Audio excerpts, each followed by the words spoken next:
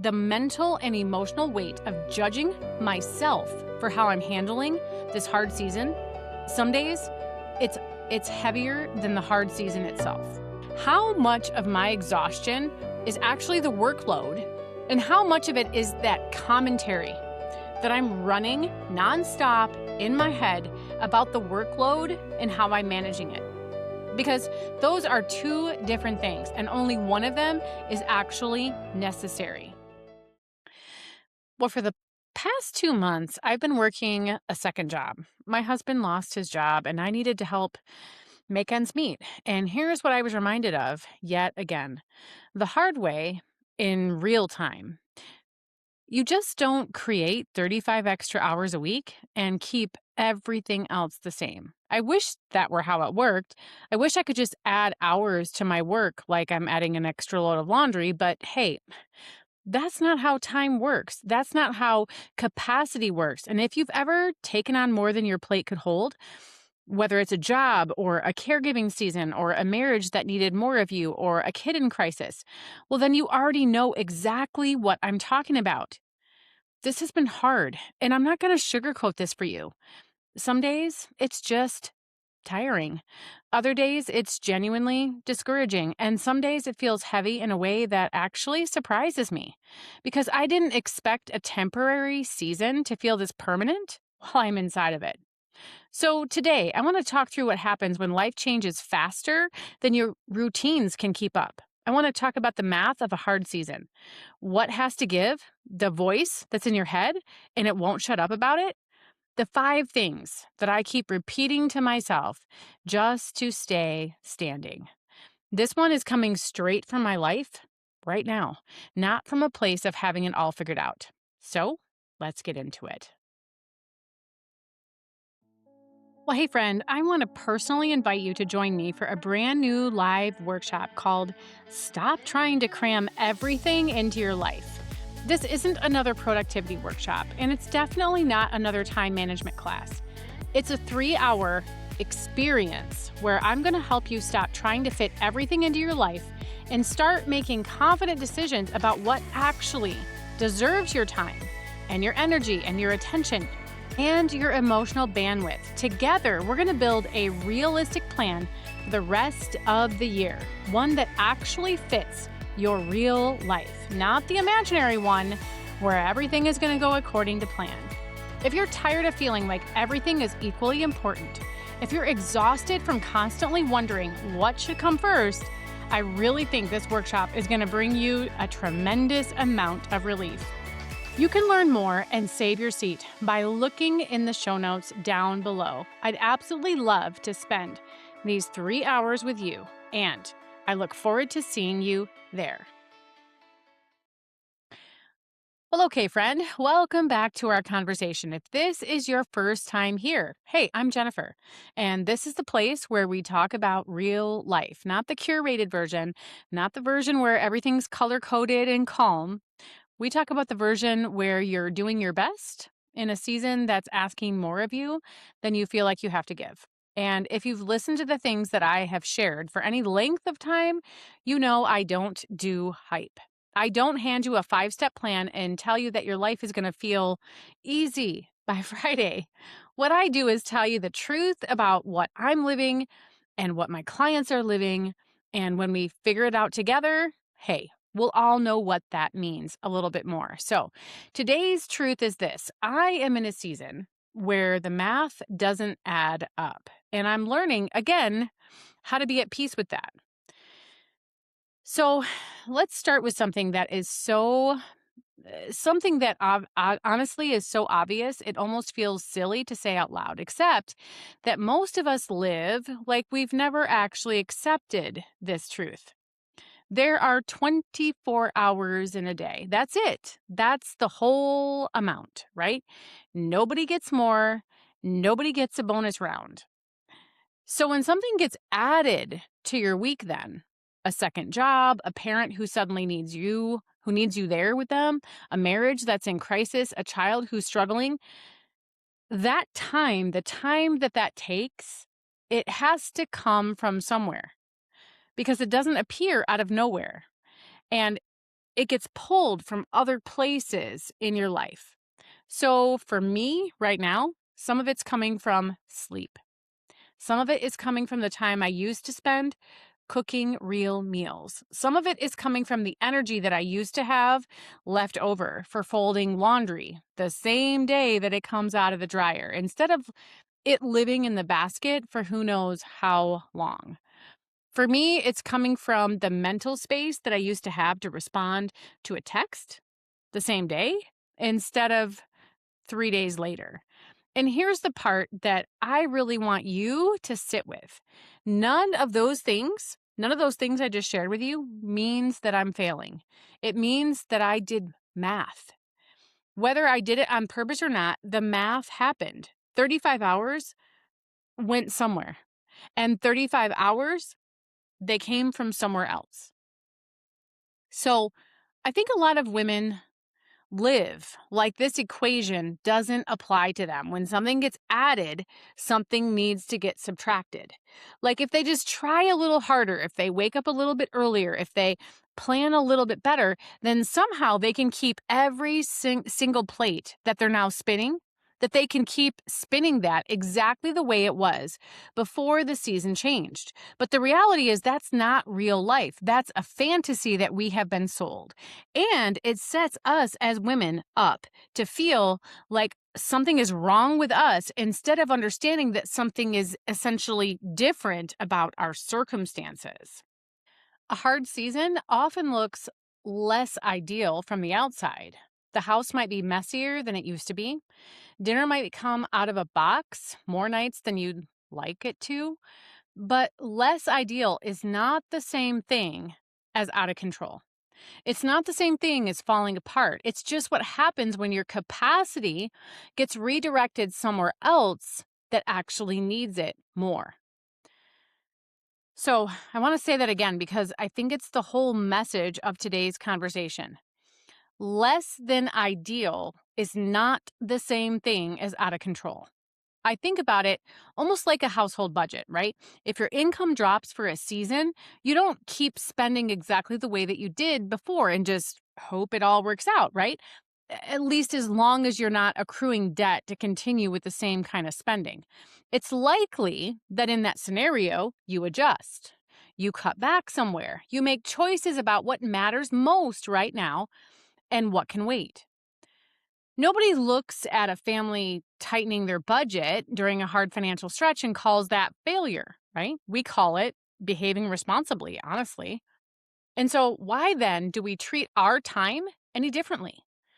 When capacity drops, adjusting how it gets spent isn't weakness. It's actually the same thing. It's the responsible thing to do. And so, let's get practical because I think this is where a lot of us get stuck. We know at least intellectually, that something has to give, right?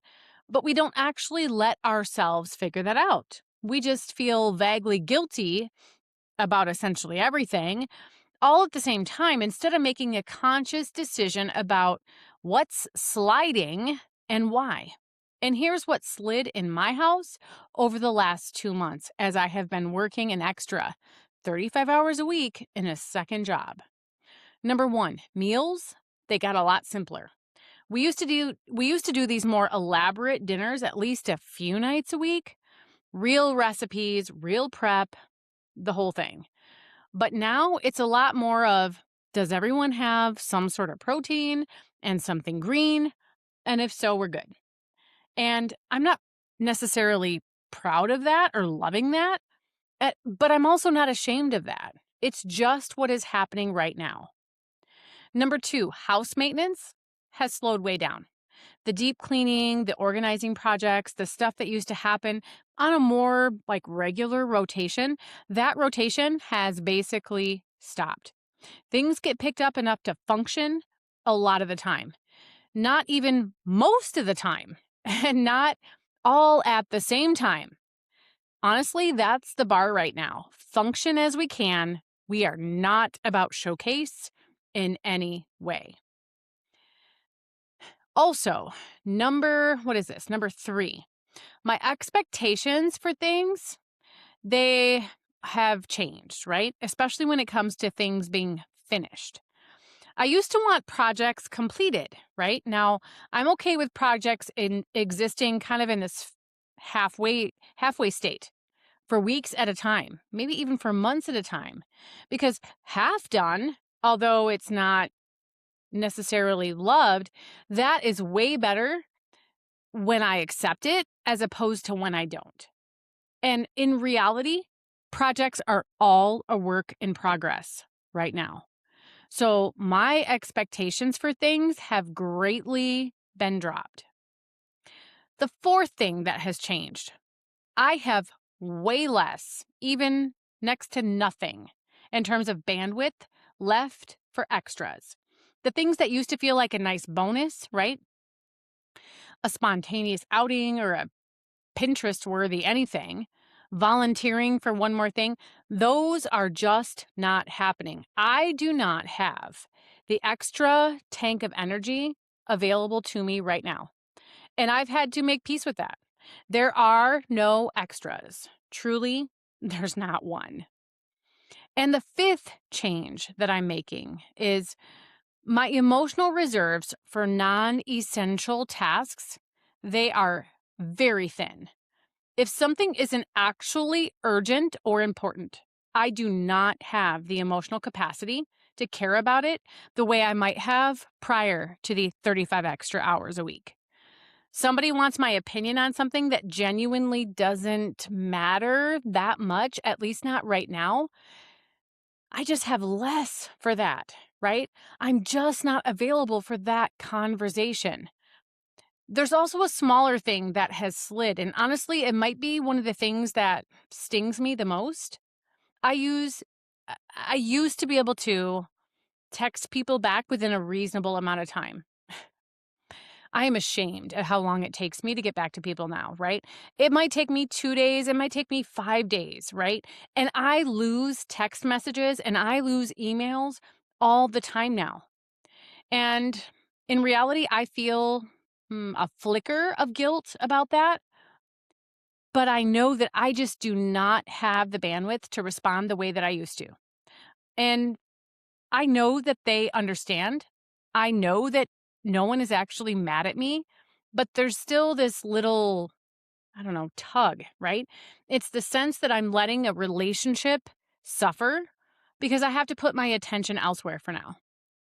But I do know that it's for now, right? And here's what I want you to notice about my list of things. None of those things that I talked about, none of them are catastrophic. None of those things mean that my family is falling apart or that I'm a bad mom or that I'm a bad wife or that I'm a bad friend, right? They're honestly just the natural, logical result of redirecting my time and energy towards something that has to happen right now. Letting things go is not the same as being careless. In a lot of seasons, letting things go is actually the responsible choice because it means that you are protecting your capacity for what actually matters instead of burning it on all of those things that don't. And so I think we need permission to say that out loud more often. Letting the quote, less important, unquote, things slide, it isn't you failing at life. It makes you someone who is making a decision, even if it is a decision that you don't consciously sit down and make. It's essentially triage. Triage is not the same as chaos. Triage, when we are performing triage, it is discernment in action. So here's kind of where it gets harder for me to talk about because this next part, it's not about practical stuff. It's about what's happening in my head while all of that practical stuff is kind of sliding by the wayside. Because here's the truth. Even when I know logically that the situation I'm in, it's temporary, it's a temporary season, and the math simply doesn't add up any other way, there is still a voice in my head that will not shut up about it. The voice says things like, you should be doing better than this. It says, other people probably think you're falling apart right now. It says, you're behind. You're letting things slide. You should be able to handle more than this.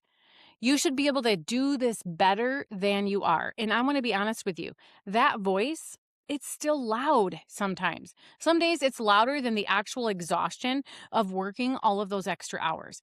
The mental and emotional weight of judging myself for how I'm handling this hard season, some days it's it's heavier than the hard season itself.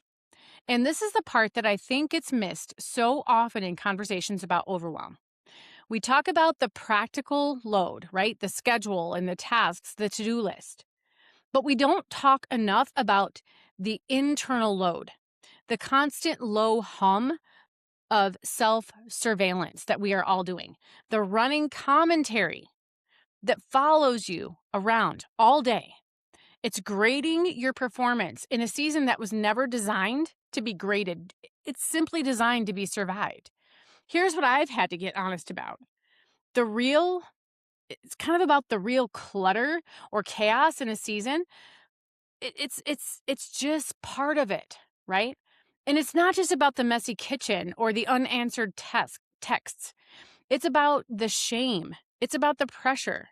It's about the exhausting habit of watching myself from the outside and deciding that I'm not measuring up to some invisible standard that really I think nobody set, right? Nobody handed me this invisible standard. I made it up. I've been holding myself to a bar that I set during a totally different season of life. And then now I'm beating myself up for not clearing that bar during a season that is asking something completely different of me. Here's what I've had to get honest about. It's kind of about the real clutter, right? It's not just about any of that unanswered stuff, right?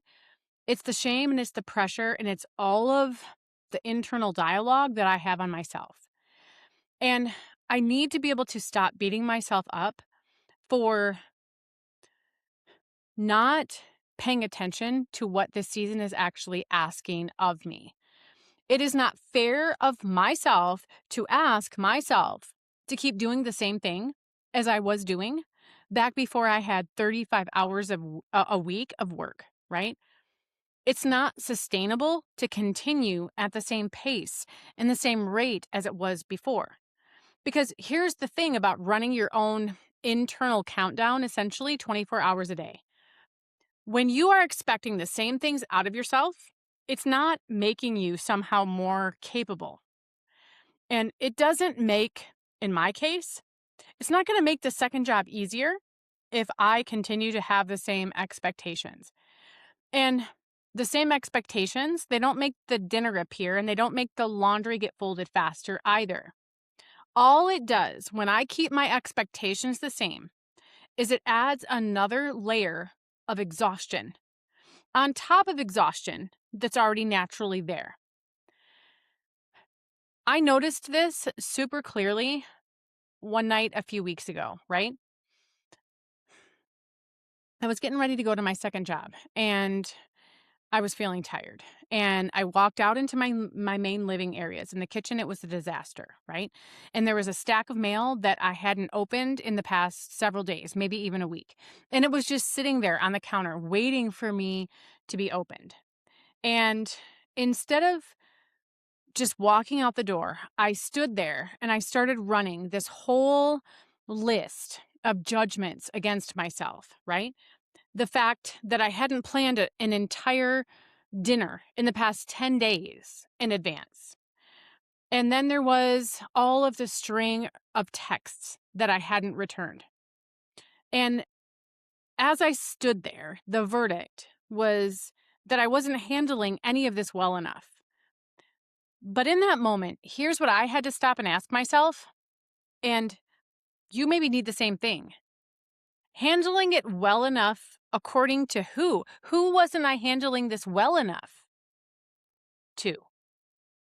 According to what standard was I holding myself? Nobody handed me some sort of rubric for how to gracefully manage a second job and a household and a marriage and 8 kids who still lived at home all at the same time. I made that rubric up myself, probably years ago. And it was made up during a completely different season. And I've honestly just been grading myself and judging myself against that rubric as though everything still remained the same. And it's not the same. So if you're in a hard season right now, whatever your hard season looks like, I want you to ask yourself, how much of my exhaustion is actually the workload itself, and how much of it is that commentary that I'm running nonstop in my head about the workload and how I'm managing it? Because those are two different things, and only one of them is actually necessary. So then, what do I do with that voice? What do you do with that voice? I don't think we pretend that it's not there. I'm not going to try to silence that voice with a sort of slogan or a bubble bath. What I'm going to do is 5 things. These are the 5 things that I have done. And these have helped me so much. They are 5 reminders that I return to over and over again, especially on the days when that inner critic voice is especially loud. And I want to walk through these with you, but I want to do so slowly because each one of these 5 things are huge. The first one is this: I can't do it all. That is not admitting defeat, friend. Say it with me. I cannot do it all. That is reality. It's simple math. It's the kind of math that we already have talked about. There are only 24 hours in a day, and I only have, as do you, so much energy inside of those hours. The sooner that I stop trying to fight against that fact, the sooner I stop wasting energy, essentially arguing with something that was never up for debate. And so I can't do it all. You can't do it all. Nobody can. Accepting that, it is not giving up. Accepting that means that I am finally giving and putting my energy toward things that I can actually change instead of a fight that I can never win. And instead of a fight that I can never win. The second reality that I'm having to remind myself of: no one is judging me but me. And I have to remind myself of this one on the daily right now, because my brain, it loves to fill in all of these blanks with other people's opinions, even when I have zero actually evidence that those opinions exist. This concept is going to cut through the noise more than anything else, because that is what it has done for me. Because when I really stop and think about it, who exactly is out there keeping score? Who is actually around evaluating my house often enough, or my meals often enough to give me an answer? And the honest answer almost every single time is nobody. Nobody is out there doing that. The pressure that I feel, it is mostly imagined. It is internalized. It is a story that I am telling myself about what other people think, when in reality, most people are far too busy managing their own hard season to be judging me. The third reality and reminder that I'm having to give to myself is that it's not going to be this way forever. Temporary hardship, it feels endless when you are inside of it. Ask me how I know. It's just how time works when you're in the middle of a hard season, right? It stretches out and it makes you forget that seasons actually do change. And so I say this one out loud to myself sometimes, a lot of times, literally out loud, standing in my kitchen or my bathroom. This is not this way forever. And it helps me restore perspective. It reminds me that I am not signing up for the rest of my life right now. I'm just essentially getting through a chapter. The fourth reminder: it will be okay. Now, this is the grounding statement. It's the one that doesn't really try to fix everything.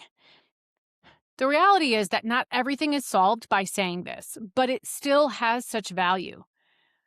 The situation isn't solved by this. The schedule, it doesn't become naturally easier.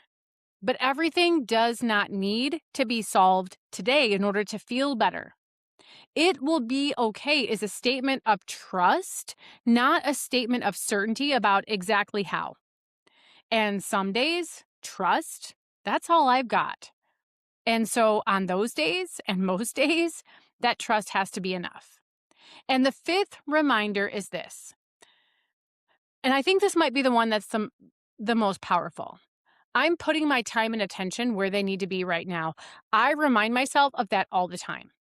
It literally is the most empowering reminder because it takes something that feels like sacrifice and it reframes it as intention. I am not failing to keep up with the house. I am choosing on purpose to put my time and attention toward providing for my family right now. That is not a consolation prize. That is not a downgrade. That is exactly where my time and attention need to be during this season. And when I frame it that way, the guilt, it starts to loosen its grip because I'm not falling short according to some sort of standard. I am meeting a different, truer standard, the one that actually fits the season that I'm in right now and the one that matters right now. And so I want you to notice something about these 5 reminders and these 5 truths that I gave you. None of them are hacks, right? None of them are productivity tips. They're going to help you fold, they are not going to help you fold the laundry faster or make dinner appear out of nowhere. What they do, though, is something arguably more important. They help you start accepting reality rather than fighting it, and to start living in the boundaries of that reality with just a little bit more peace. And so I think, I think that the conversation we're having here today, I think it matters more than most of us realize. And it's bigger than women who are working a second job right now. Because I know most of you who are listening are probably not working a second job. That's a me thing, right? But I would bet that almost everyone who is listening and watching and listening to me here today is carrying some version of a heavy load that is simply too big for the hours that are available for you. It could be a financial strain that's asking more of you than you have to give. It could be caregiving for aging parents on top of everything else that you're already managing and trying to keep afloat. Maybe it's a marriage that is in a super hard place and it needs more attention than you can give it right now. Maybe it's a kid going through something that consumes all of your mental energy and all of your emotional energy in a way that nothing has before.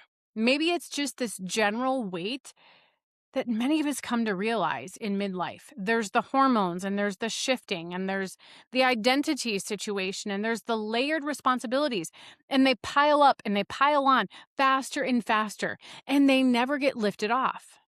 Whatever your version of hard is, I want to take you from being overwhelmed, and I want to help you realize that it doesn't mean that you need a better system. That's not what you need. Sometimes, most of the time, and I would argue right now, what that heavy season that is weighing on you nonstop, what it means is that you need a more honest expectation of yourself. I hear this all of the time inside my own coaching world where I work with women. A woman comes in and she's exhausted, and she's convinced that if she just finds the right system or the right step-by-step process or the right planner, the right morning routine, everything is going to click into place. And there are times where a better system genuinely helps, but most of the time, what she actually needs isn't a tool. It's permission to admit that her current season is asking her to carry more weight than any system was ever designed to hold.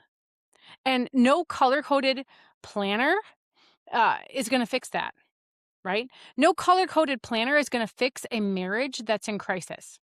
No productivity app it's not going to make room for the emotional labor of watching a parent decline. Those are capacity problems. They're not organizational problems, and they deserve to be named as what they actually are, which is heavy. We spend so much energy looking for the right planner, the right routine, the right app, the right 5-step method that's finally going to make everything fit. And sometimes that could be useful. But sometimes, a lot of the time, I would argue, actually, the real issue isn't your system or your planner. It's that you are expecting a season of genuine capacity overload to feel like a season of manageable balance. And it can't. No system, no planner on earth is going to change that. It is basic math, and it's not going to change. It's not going to change the amount of hours that you have available to you. And really, midlife, I think, it requires less pretending and more triage. I like that word. I really like the word triage because it's not about chaos. To me, the word triage, it's about discernment. Triage means that you're making active, intelligent decisions about what gets your attention first and what can wait and what has to be set down entirely for right now. None of those things mean failure. That is exactly how triage is exactly how people get through hard seasons with their dignity intact. You are allowed to triage your life right now. You are allowed to decide on purpose that some things matter more than other things do, at least for right now. And that is not you falling short. That's you teaching yourself through, it's you working with yourself through something that is hard with your eyes open instead of pretending that the hard things aren't actually happening. So let me make sure that you have these 4 key takeaways for today. Number 1, you didn't create extra hours out of nowhere. You redirected them. When something big gets added to your week or added to your plate, something else has to shift. Something else has to give. That doesn't mean that you have failed. That's basic math. And understanding that, it can take the shame out of a season that is simply asking more of your time and your capacity than it used to. Takeaway number 2, letting things go is not the same as being careless. Simpler meals, slower house projects, lower expectations for finished or done. These are often the responsible choices during a hard season. They're not signs that you are falling apart. Key takeaway number 3, the loudest load is often the one that is in your head. The practical demands of a hard season are real. But the running commentary that you have day in and day out, judging how you're handling all of this, it can be heavier than what actually is reality-based. Notice how much of your exhaustion is workload, actual stuff, versus your own self-surveillance or self-judgment. Takeaway number 4, this is not forever, but it is right now. You can hold both truths at one time. The honest weight of today and the confidence that the season will change, they can coexist. And that's what lets you keep showing up without losing yourself in the process. And so here's what I want to kind of remind you of to bring this all together. And I think really it's the whole point of today. This season that you're in, it is a season. It is not a forever situation or a forever identity. You are not becoming a worse or more lax or laid back or lazier version of yourself because you cannot hold every single plate in the air at the exact same time as you used to be able to. You are a person who is living through a season that is asking something different and more of you. And you are figuring out how to do that in real time, as am I. Sometimes the most faithful and honoring thing that you can do for yourself and for your family and for your own sanity and for the actual priorities in front of you is to let normal life, the normal things that you do, get a little bit smaller so that the important things that have come up can stay standing. That does not mean that you are giving up. That is not falling behind. That is wisdom and discernment and agency in action. Know that this is not forever, whatever it is that you're going through, but it is real for right now. And again, both of those things can be true at the same time. You cannot hold, let me say this, you can hold the truth of what today looks like and the hopeful truth that it won't always look this way in the very same hand. I don't know exactly, for me, when this season will end for my family. I don't have a date circled on the calendar for when we're finally caught back up from this 2-month loss of income that we had during my husband's job loss. And honestly, I'm not sure if life is going to snap back exactly the same way it was anyway. Seasons like this one, they tend to change you just a little. They tend to change the trajectory of your life just a little. They tend to shift what you can carry forward. I know that I am not going to spend the whole season standing in judgment of myself for how it looks along the way. I know that I want to get through this steady, and I want to get through this with my own self and my own self-esteem intact rather than perfect. So know that if you are in a hard season right now, whatever shape that takes for you, I would love for you to remember it is just a for now thing. I want to give you permission today, permission to let something go without spiraling into the downward spiral about it, permission to stop grading yourself against a standard that doesn't apply to this chapter, the one you're in right now. Permission to say out loud, if you need to or want to, that this, where you are right now, it is not forever, but that it is real for now. And I'm going to keep moving forward anyway.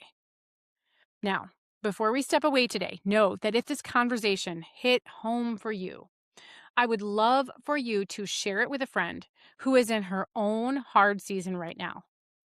And if you want more of this honest, real talk, real life situation that we talked about today, come find me here. Make sure that you are coming here. I drop new conversations twice a week, and you can also find me over on Substack, where I write every Tuesday exactly about this kind of thing, the messy middle of real life and what it actually looks like to lead yourself through it. And then on Friday, we have a little bit of fun. You can find me at midlifeclutterhelp.com and join me over on Substack. Well, all right, friend, until next time, get back in the driver's seat, even if the road looks a little bit different than you thought it would, even if it's not resembling anything like what you want it to. Friend, we can weather this season. You and I, we can do it together. We'll talk again soon.